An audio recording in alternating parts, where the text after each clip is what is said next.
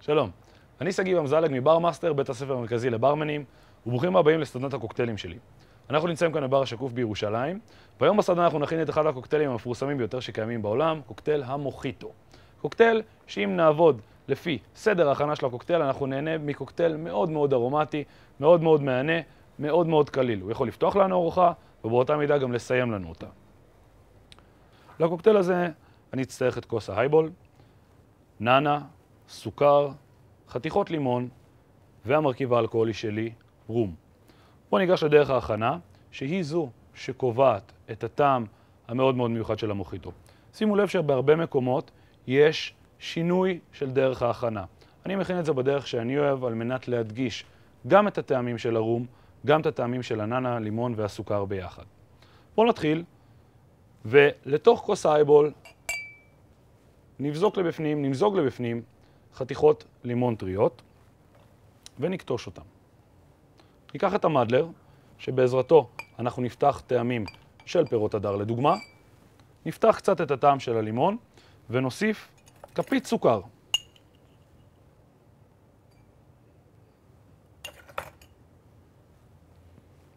ונמשיך בקטישה.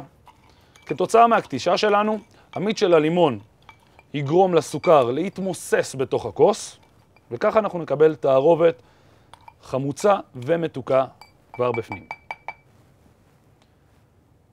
השלב הבא זו הנאנה. בהרבה מקומות נוטים לקטוש את הנאנה, אני אוהב להוסיף אותה לתוך כוס ההייבול ופשוט לערבב אותה. הארומות וטעמים של הנאנה השתלבו טוב מאוד גם ככה, אוקיי? ואנחנו פשוט מאוד נערבב את הכל ביחד בעזרת כפית הבר שלנו. ממש. ככה. והשלב הבא, הוספת האלכוהול, הרום. אני אוסיף 1.5 אאונס, כ-45 מיליליטר של רום.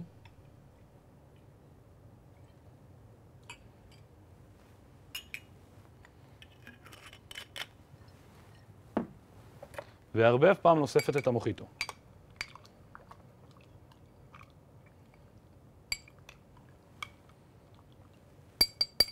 אם הייתם כאן והייתם יכולים להריח את הכוס, הייתם מבינים איזה ארומה נפלא יש למשקה הזה.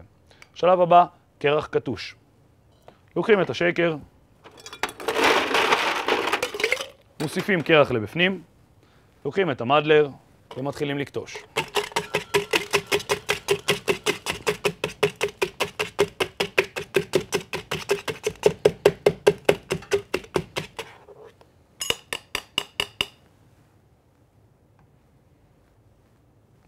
בעזרת כפית בר מכניסים את הקרח לתוך כוס ההייבול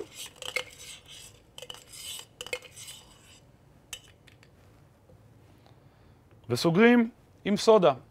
שימו לב, בהרבה מקומות יש נטייה לשים המון סודה, יש מקומות שראיתי שאפילו מגישים ספרייט. המטרה היא לשים כמה שפחות סודה כדי פשוט לתת טקסטורה. יותר מדי סודה תדלל לנו את המשקה ותהפוך את המשקה למשהו קצת שונה. לכן אנחנו נוסיף ממש מעט סודה כדי לסגור.